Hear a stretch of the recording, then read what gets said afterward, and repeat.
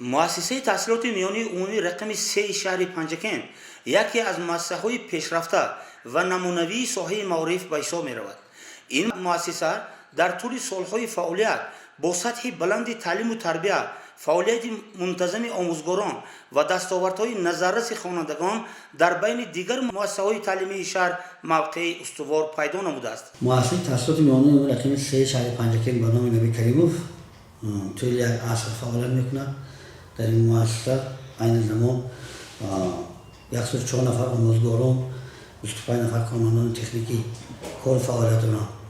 1700 نفر خوانندگان تعلیم می‌گیرند. در مؤسسه سال تحصیلی 2023-2024 106 نفر خوانندگان صنف 11 مؤسسات ختم نمودند. از این 89% ختم کردگان سال گذشته و مؤسسات تحصیلاتی عالی و کسبی جمهوری ترکمن طریق مرکز ملی تستی حجت سپرده قبول شدند.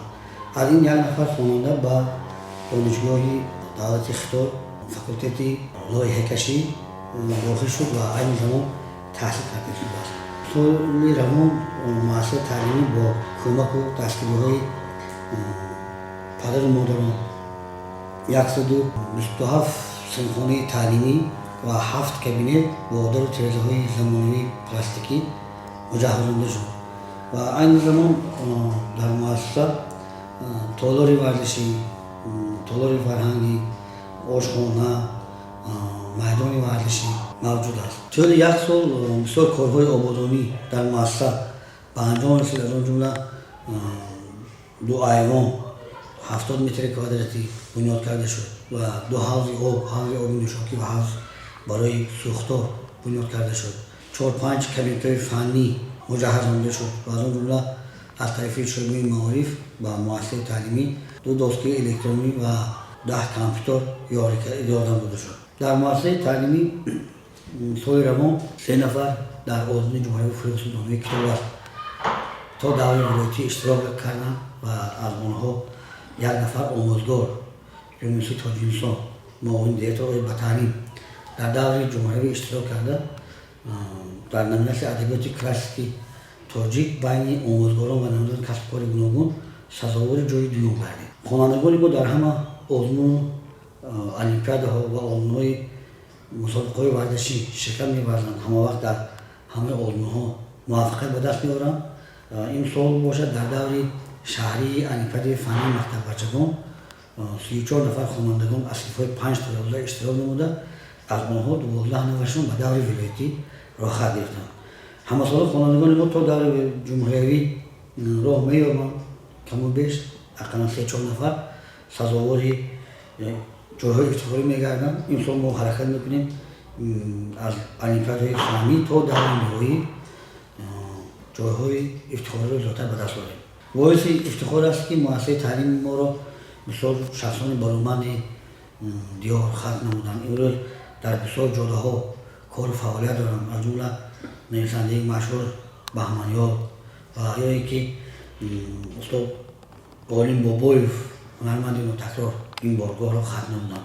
امروزها تحت سروری اساسالله سال خلافت ملی پیشوای معظم ملت محترم امام علی رحمان در ساحه معارف سال از سال توجه و همکاری و دستگیری‌های نهایت زیاد است و قانونی که روزهای نزدیک به تفصیل رسید مقام آموزگار این هم الان گواهی می‌دهد که پیشوای معظم ملت از دستگیری و همکاری‌های این ساحه بی‌طرف نیستند.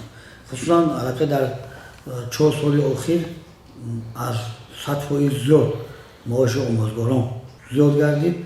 ما نیز از این توجه و همکاری و دستگیری‌های این ابرمرد می‌ندار هستیم و برای پیشرفتی کار و فعالیت مؤسسه تعلیمی و ساحه معارف روز سال از سال دهچند میتوانیم خدمت نماییم. در مؤسسه تحصیلات میانی عمومی رقم 3 برای تامین شرایط معاصر تحصیل با طلبات زمان دقت مخصوص داده می شود. صنفخانه‌ها با تجهیزات ضروری تامین بوده در روند تعلیم تکنولوژی‌های اطلاعاتی وسیع استفاده می گردند. این عامل‌ها برای بلند برداشتن سطح دانش و ملکه خوانندگان مساعدت می کند. خوانندگان عزیز همه من به دقت کنید امروز موضوع ما جمع شونده ها نگاه میکنه. جمع شونده یکم عددی چند بوده است؟ 9. جمع شونده دوم 1. 9 جمع 1 برابری 10. میخونه جمع شونده یکم 9 جمع شونده دوم 1 سوم 10. آفرین. کاری که ما دقت داده دوم مثال همین خیلی مثل گفته ما اجرا میکند. مفتونه 8 جمع 2 چند میشود؟ سمینه 10. آفرین. کاری دیگر ifade میگه 7 جمع 3 امران 10. آفرین. اکنون عملی طرح به برمیگردیم. از عدد 10 3 رو طرح کنیم چند میشود عاقل زاده؟ 10 طرح 3 برابر 7. آفرین. کفکوبی میکنیم عاقل زاده بعد سوال پورا جواب دادن. از روی جمع شونده ها یک مسئله ترتیب میدیم. در دست من 84 مغز بود. مادرم باز 2 تای دیگر به من داد. چند تا می شود یا سومن؟ 10. آفرین. 10 می شود. کاری که مثل ما همین خیلی مسئله خسته ترتیب میدی ها؟ اسماعیل جان مرحمت. در دست من 6 تا 3 بود. 2 تا دیگه اومد. چند تا شد بچه ها؟ کنی امران جان چند می شده؟ 7. آفرین. در دست من 10 تا 3 بود. 2 تا دیگه اومد. چند تا شد؟ 12 تا. آفرین. کنی آسمان جان شما مسئله ترتیب ده؟ من 5 تا قند داشتم. دیگه من 5 تا دیگه داد. آفرین. چند می شود؟ 10. 10. آفرین. کنی شما؟ در دست من 5 تا قلم بود. 5 تا دیگه جرم داد. جرم داد. چند می شود؟ 10. 10. آفرین. در بالای درخت 7 تا پرنده بود. 8 تا دیگه آمد. 15 تاجیکستان و جان و شیرینتایم. تاجیکستان و جوان و دیبایم. مثل طفل دست میدایم. تویا از تا آید به شیرین آدایم. تاجیکستان خاتمی انگشترینی خاور است. نکتش بهتر زی سطحات و مشک و انبر است. در جهانی بیکرانش وارثشون اختر است. تاجیکستان بود مادر تا قیامت مادر است. وطن وطن وطن جان برای ما تن و جان. چون پدر و چون مادر ما را گرفته در بر. تاجیکستان قبله ایمانی من. مادری من جانی من جانانی من. ای رنگ نیست همرنگی وطن. خاک پاتر سومه چشمانی من. تاجیکستان منبع گنجی فراوان. پرچم فرهنگی صحبت تا ابد باشد درخشان. فخرم من از آن که تاجیکستان وطنم. بالم من از آن که تاجیکستان جانم. من با وطنی بزرگ من دارم. بادا به فدای وطنم جان کنم. تربیتگری کلی بشر. خورشید معنوی انسانها. تنها معلم است و بس. پس استاد را گرامی دارد ای عزیزان. زیرا استاد منبع دانشی شما. منشأ خوانشی شما.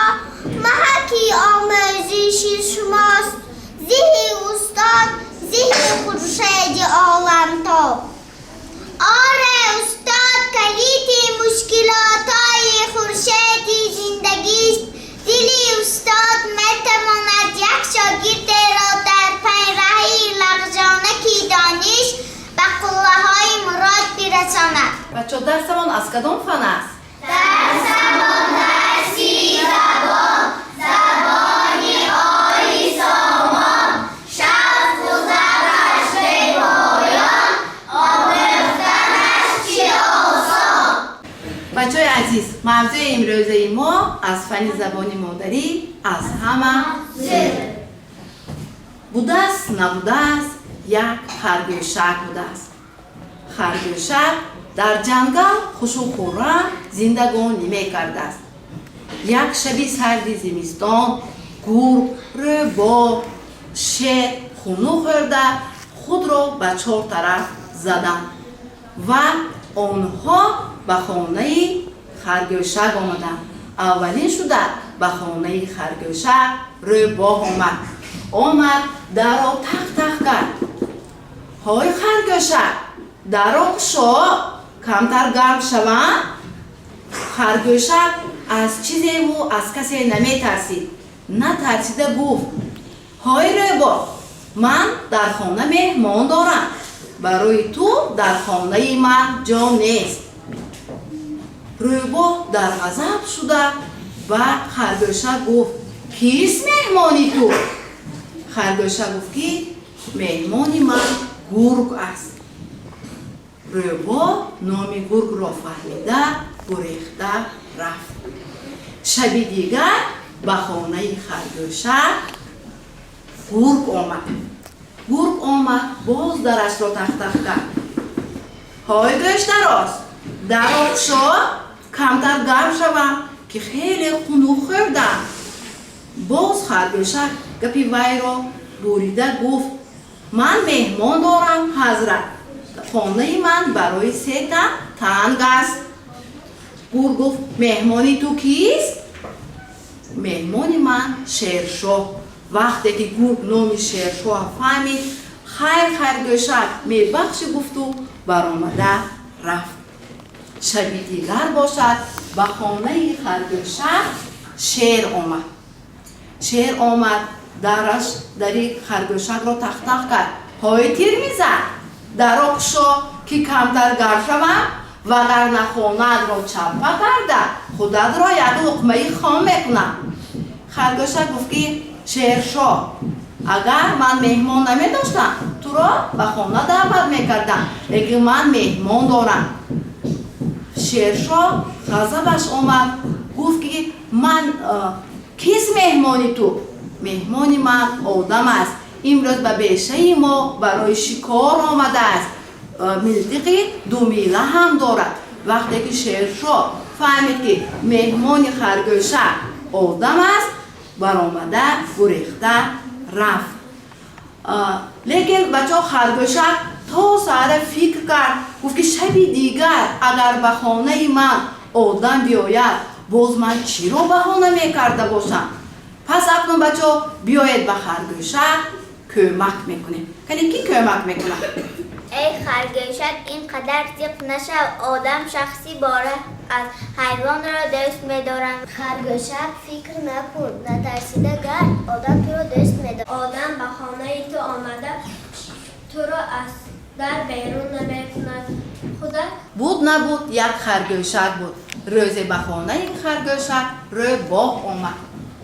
ای خرگوشک در را گشا که کمتر گرم شوم وگرنه خانه‌ات را خراب و خدا را یک لقمه خام میکنم. مهمان دارم من. کیست مهمانی تو؟ مهمانی من گرگ است. خیر من رفتم که باز گرگ برآمده مرا نخیرم. روز دیگر به خانه خرگوشک گرگ آمد.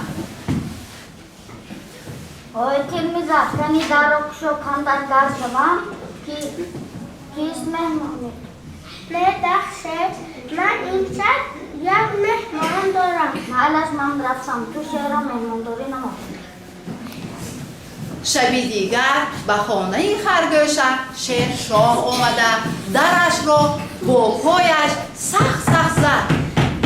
ای بشتراز در را گشا که کمتر گرم شود اگر نگشایی خانه‌ات را ویران کرده خودت را میخورم. من یک مهمانی عالی قدر دارم. خانه من برای 3 تن بسا تنگ است. مهمانی تو کی بود است که کتاب شود برای من را خالی کند. مهمانی من جناب آدم است. خیر خرگوشک من رفتم روز دیگر میآیم.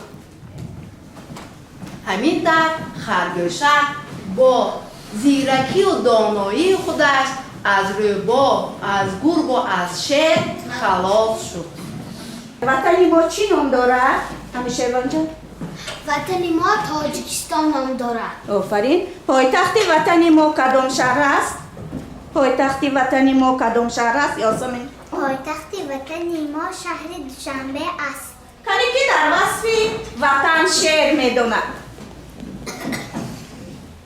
وطن وطن سرشتیم بقا و سر نوشتیم زمینی سرمو بیشتیم بیشتیم ای وطن جان وطن هر خسو خورم مرا بخشد چمن بلبلان اتر طرف چرچر کند فخر میسازم جدو دارد وطن گوشن پر نعمتی دوران من به الهامی به پایان من قوه در دی نور در چشمان من هم به هر یک دردی من درمانی من این دیار تاجیکستانی من است مادر دیوبند و جانانی من است در کنار آشنا و جوان میکنم خدمتش را از جو و جان میکنم سرمه خاکش را به چشمان میکنم جان فدای تاجیکستان میکنم تاجیکستان نور چشمانی من است هستی من فخر من شانی من است وطن به من مادر است و جانم برابر است مقدساتی وطن چون دل مرا در بر است وطن جان برای من تن و جان چون پدر و چون مادر مرا گرفته در بر آبادی ان مبارک آزادی ان مبارک معلمی مهربان مهرتون در دل و جان و شیرین و روان ما از شما آموخته‌ایم به هر سوال جواب را دانستنی حساب را هم خواندنی کتاب را ما از شما آموخته‌ایم تاجیکستان منبع گنجی فراوان پرچمی فرهنگ صلحت تا ابد باشد پرافشان یک نفس امکانی من به تاجیکستان است در تنی من جانی من به تاجیکستان است تاجیکستان نامی من پرورده شیراشگامی من هم نمک هم نانی من به تاجیکستان است تاجیکستان کوه من کوهی بلندی رهی من قبله ای ایمانی من به تاجیکستان است تاجیکستان نبض من خورش بهاری سبزی من ابری من بارانی من به تاجیکستان است تاجیکستان یادی من اجدادی من اولادی من گوهری چشمانی من به تاجیکستان است وطن یک تا از مادر هم ردیف اگر تو نیست باید از ساعته کرده هم بگم در وطن فرد است در آغایشی پرامورش همیشه دل دیوانه وطن را دوست داشته هم پیر و هم جوان فرد است الف با را بود کردم خواندم از خود کردم کتابی زبان آمد چون راهی دانش آمد با این راه روان گشتم عالم و پردان گشتم خدمتی بسیار کنم بهری وطن کار کنم وطن گوید فرزندم فرزندی جگربندم همیشه در امان باش فرزندی مهربان باش وطن نازنینم بود دلارای تو مانند مادری جان از همه زیبای تو عزیزی و مقدس جان و دل مای تو با این همه بزرگی در دل ما جای تو. Вы на том уроке, я дала вам стихотворение, да? Да! Стихотворение, Ромиля, давай, выйди.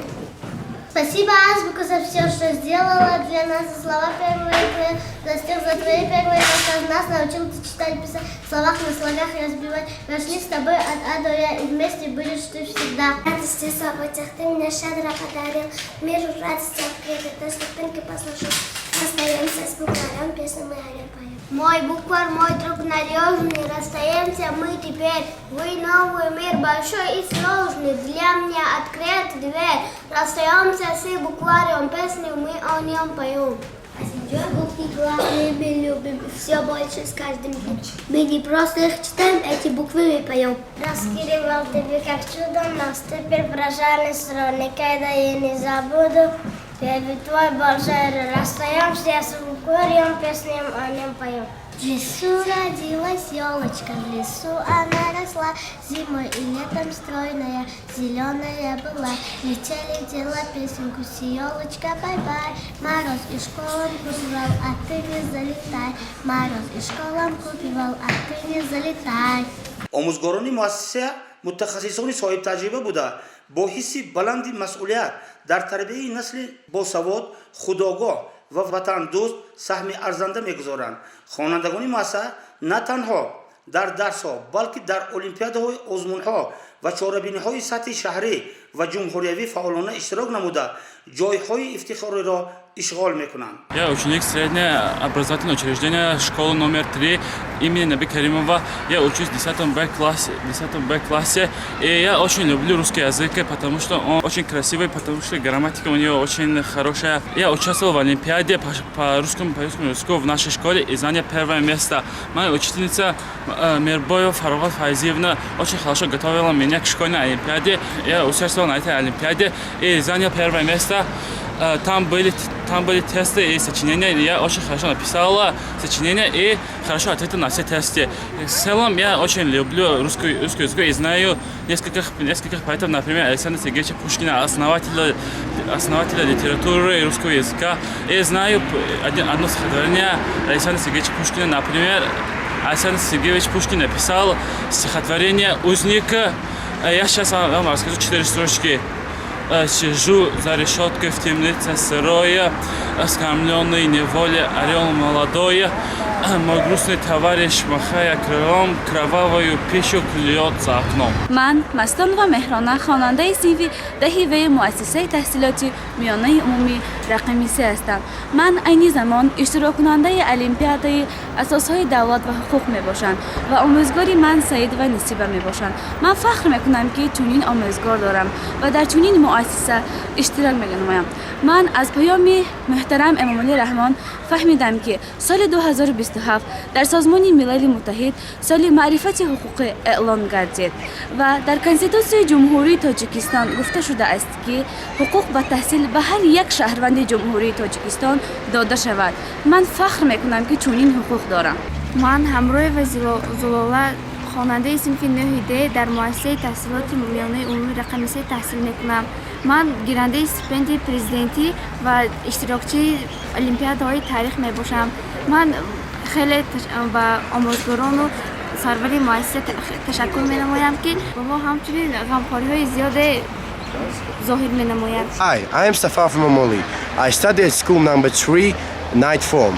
I took a part in the language Olympiad by English and won a notable place. I hope I win a notable place in the final round. من حسن و خوشیده خواننده صنف 11 این مؤسسه 2 کرات گیرنده استیپندی پرزیدنتی اشتراکچی آزمون‌های جمهوری و اینچنین اشتراکچی به غالبی المپیاد سطح جمهوری و ولایتی از فن تاریخ میباشم. چطوری که پیشوا ملت پرزیدنت جمهوری تاجیکستان در برآمدهای خود قید کردند انسانی که از تاریخ گذشته خود باخبر نیست و انسانی کامل حساب کرده نمی‌شود. پیشوا ملت در آموزش تاریخ خلق تاجیک دقت مخصوص دادند و در همین سال من نیت دارم که در سطح جمهوری اشتراک کرده سزاوار جای نمایان گردم و آبروی اعتباری مؤسسه‌مون را در سطح جمهوری بلند نمایم. دستگیری آموزگاران و در اینچنین دستگیری دیرکتور مؤسسه برای اشتراکم در олимпиада در آزمون‌ها خیلی کلان است. Здравствуйте, меня зовут Рахватилаева Аниса, я ученица 11 класса А. В нашем году в нашей школе провела Олимпиада русского языка. Я участвовала в этой Олимпиаде. Олимпиада была очень интересная, на высоком уровне. Наши конкуренты были очень умные, но я старалась и заняла первое место. Меня подготовила к этой Олимпиаде моя учительница Назирова Гульсара Ишановна. Я учусь в учреждении номер 3. У нас в этом учреждении много опытных учителей и наш директор Бабаджонов Орисджон. Я советую всем, чтобы изучали русский язык, потому что русский язык – это межнациональный язык общества. Я Абдурахимзода Дилосо, ученица 11 класса Б. Я владею разными языками – английским, китайским и корейским. Я еще участница разных олимпиад русского и родного языка. Учителя, которые меня поддерживали, это Гульсара Ишановна, Кладжинисо Юниси, Борис Бабаджонов и еще Худойбердиева Замира. Я еще участница республиканского конкурса «Фуров Спудонная Китобас». Советую своим ровесникам, чтобы они тоже участвовали в разных конкурсах. من ارزقوب سمان خواننده مؤسسه تحصیلات میانه عمومی رقم 3 در صنف 11 تحصیل میکنم. من در آزمون تیرپرانی اشتراک ورزیده در جای اول سزاوار گشتم. با راهبری معلمه دفاعمان اسف علی جان میباشد. من افتخار از آن میکنم که در مؤسسه تحصیلات میانه عمومی رقم 3 با راهبری بابا جان فارس جان به این مرتبه بلند رسیدیم. همزمان در مؤسسه با کارهای تربیوی بلند برداشتن معرفت حقوقی اخلاقی و وطن دوستی خوانندگان توجه جدی ظاهر می‌گردد. در خون من غرور نیاگام نهفته است، خشم و ستیزی رستمی دستان نهفته است. در تنگنای سینه‌ای حسرت کشیده ام، گهواره‌ای بصیرتی مردان نهفته است. خاکی مرا جزیره‌ای خشک گمان مبر، دریای بیکران و خروشان نهفته است. خالی دلی مرا تو زیتاب و توان مدان، شیری ژیان میانی نیستان نهفته است. من یونسی تاج‌نسا سید مرادزاده آموزگاری مؤسسه تحصیلات میانه عمومی رقم 3 به نام نبی کریموف شهر پنجکین می باشم و غالب جای دوم در دور جمهوریوی آزمون فروغ صبح دانایی کتاب است از روی نمیناسی ادبیات کلاسیک می باشم. من یک نفر آموزگاری موفق در زیر حمایه و دستگیری اساسگزار صلح و وحدت ملی، پیشوای ملت، پرزیدنت جمهوری تاجیکستان محترم امام علی رحمان کودکان را در روحیه خودشناسی، خودآگاهی، ارزش‌های استقلالیت دولتی تربیت می‌نمایم و برای پیشرفت وطن عزیزم سهمگزار می‌باشم. همکاری زیچی ماموریت با پدر و مادران و جامعه و بهتر گردیدن فضای تعلیم و تربیت مساعدت می‌نماید. با چنین نشان داده‌ها و فعالیت پرثمر مؤسسه تحصیلات میانه عمومی رقم 3 شهر پنجکین امروز واقعاً همچون یکی از مؤسسه‌های بهترین تعلیمی اعتراف گردیده در رشد ساحه معارف و تربیت نسل آینده‌ساز کشور سهم ارزنده می‌گذارد.